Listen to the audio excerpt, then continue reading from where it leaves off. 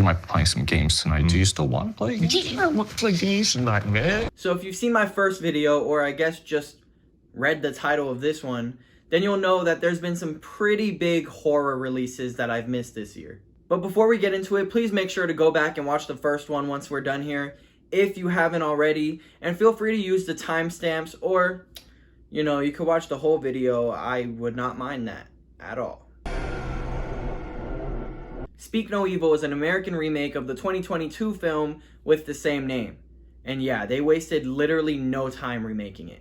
Speak No Evil follows a family who was invited to stay in a remote farmhouse with another family that they had just met very recently, because why wouldn't you stay in the middle of nowhere with people you just met, right? Well, things start to get weird and secrets get uncovered, but you'll have to watch it to find out how it all plays out. Based on the trailers that I saw 500,000 times, I thought there was a chance this could be a decent movie, but I would have bet money that it was gonna be bad. It just seemed pretty corny, like it would have dumb characters, which I can't stand in a movie, and at best, maybe it would just be another generic thriller.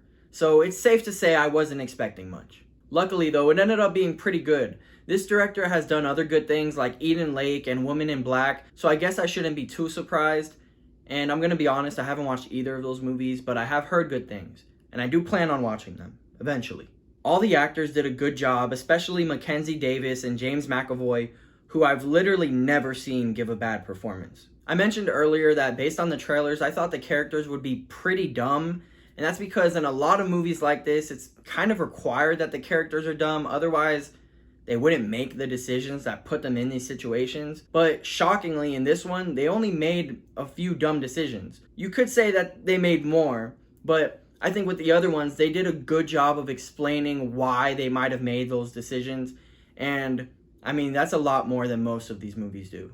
The reveal at the end wasn't too mind-blowing, and neither is the movie, but I think if you're looking for a new horror thriller to watch, it'll definitely at least be worth your time. Remember that time you guys came to stay? You flipped out and tried to leave without saying goodbye? From the very beginning, I've only heard great things about The Substance, and I'm happy to say it was definitely worth the hype.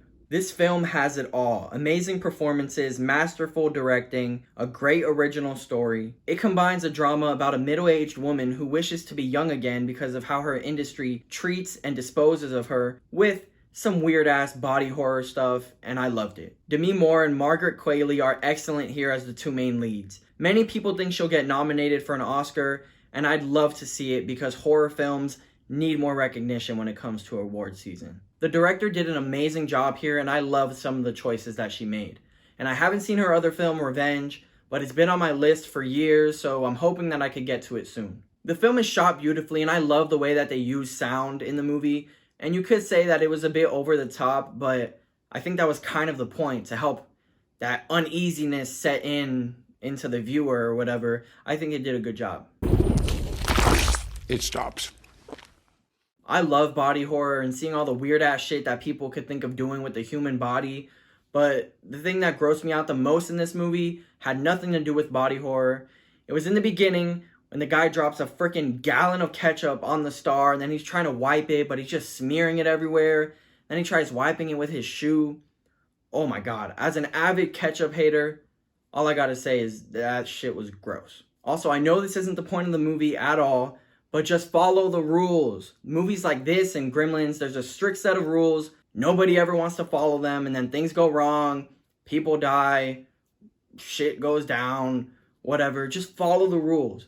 And I know it's written like that. I know it's a movie. But sometimes watching them, I'm just like, oh my god. Literally just follow the rules. And they never do. Anyway, yeah, it's a great movie all around. So go watch it if you haven't already. And if you watch it and you don't like it, feel free to come back here and yell at me for telling you to go watch it. This next one isn't a movie, but I kind of wanted to give it a quick little shout out. Hysteria is honestly pretty hard to summarize because there's a whole lot going on. There's demons, cults, conspiracies, the kid from Krampus, horror legend Bruce Campbell, and most important, Mindy from Drake and Josh.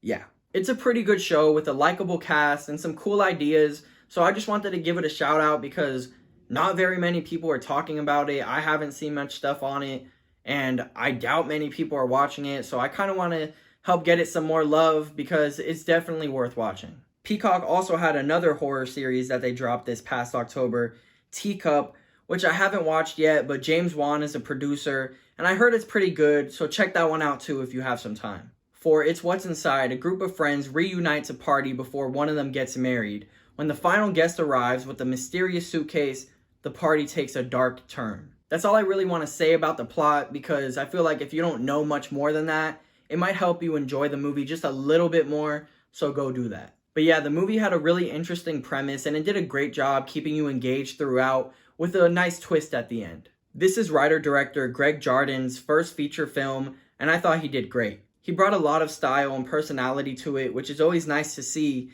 since so much stuff out there nowadays has zero personality. The film was super energetic and fast-paced, which I can see being a bit much for some people, but I thought it was pretty fun. It's a good movie with some fun ideas and definitely a fun watch. So go see that if you haven't already. Yeah, I keep forgetting that I'm the one that's late and most people have already seen all of these. But if you haven't, yeah, go watch it. So yeah, let me know your thoughts on these and check out some of my other videos too. Whether it's movies, video games, TV, I'll be talking about that all right here. This is only like my third month making full videos, so I really hope you'll join me. Yeah, when I say join me, I'm asking you to please subscribe. I would really appreciate it, and I appreciate you watching. I'll see you in the next one. Thank you.